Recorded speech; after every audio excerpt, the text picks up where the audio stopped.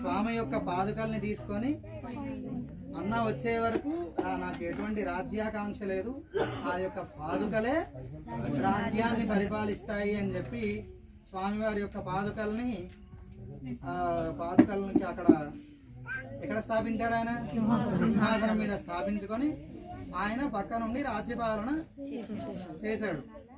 అలాగా రేపు మనము పాదుకా పట్టాభిషేకం చేయబోతున్నాం. స్వామి పట్టాభిషేకంలో చాలా అరుదైనటువంటిది అన్నమాట.